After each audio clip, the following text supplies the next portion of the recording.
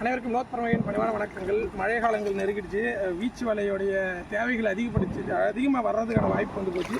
ஏன்னா இதனால் அந்த ஒரு மாதங்களில் ஓரளவுக்கு வருமானங்கள் பார்க்கக்கூடிய மனிதர்கள் நிறைய பேர். இந்த பொருளை நம்ம நேசித்ததுனால நம்ம நல்லா இருக்கோம். ஸோ நிறைய பேர்கிட்ட என்ன சொல்கிறோம் அப்படின்னாக்கா, பொருளை பயன்படுத்துங்க, அதை தொடர்ச்சியாக பயன்படுத்துறதுக்கு முயற்சி பண்ணுங்கள். ஆக்சுவலாக தீபாவளிக்கான மறுநாள் இது. நம்ம வந்து அமாவாசை நோன்பு அப்படின்னு சொல்லுவாங்க, நம்ம வந்து எடுக்கிறது வழக்கம். தீபாவளி வந்து நம்மளுடைய மூதாதையர்களுக்கு படைக்கிறதாகவும் சொல்கிறாங்க. நிறைய வரலாற்றுகளை பேச பொருளாக இருக்குது. ஸோ எது இருந்தாலும் படாசு செய்யக்கூடிய அந்த தொழிலாளர்களுக்கு ஒரு ஊதியம் கொடுக்கக்கூடிய ஒரு விஷயமா இருக்கும். ஸோ நிறைய பலகாரங்கள் செய்யக்கூடிய தொழிலாளர்களுக்கான நம்ம கொடுக்கக்கூடிய இந்த திருவிழா வந்துட்டு அவங்களுக்கு ஒரு பலன் தரக்கூடியதாக இருக்கும். ஸோ அப்படி தான் நான் யோசிப்பேன். கடவுள் இருக்கார் அப்படின்றதெல்லாம் நம்ம அப்பாற்பட்டு ஒரு தொழிலை உருவாக்குறாங்க இல்லையா, அந்த தொழில் மூலிமா அவங்க வருமானம் பார்க்குறாங்க இல்லையா, அதற்கு இந்த நிகழ்ச்சிகள், இந்த கலாச்சாரங்கள்லாம் வந்து பயன் தருது அப்படின்னு நினைக்கிறேன். ஸோ இந்த நேரத்தில் நம்ம ஏன் இங்கே வந்தோம் அப்படின்னா, என்னுடைய மாணவர் வந்து வெளியே வந்து அக்ரிகல்ச்சருக்கு படிக்கிறாப்புல. அவர் ஊருக்கு கிளம்ப போகிறாரு.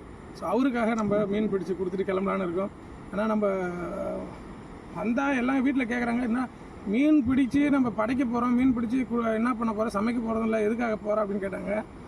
இன்னையோட நாளைக்கு அவன் ஊருக்கு போய்டுவாப்புல. அப்படியே வந்து ஒரு ஆற்றை பார்த்துட்டு ஒரு விசிட் பண்ணிவிட்டு அப்படியே அவங்களுக்கு நம்ம பிடிச்சி கொடுத்து கிளம்ப வேண்டியதான். ஒரு மகிழ்ச்சி தான்.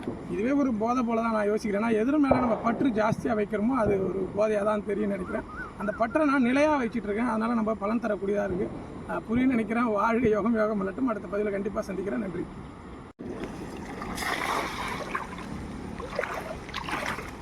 நீலாம் கரை பண்ணிக்கிறேன், கண்ணு தெரியல.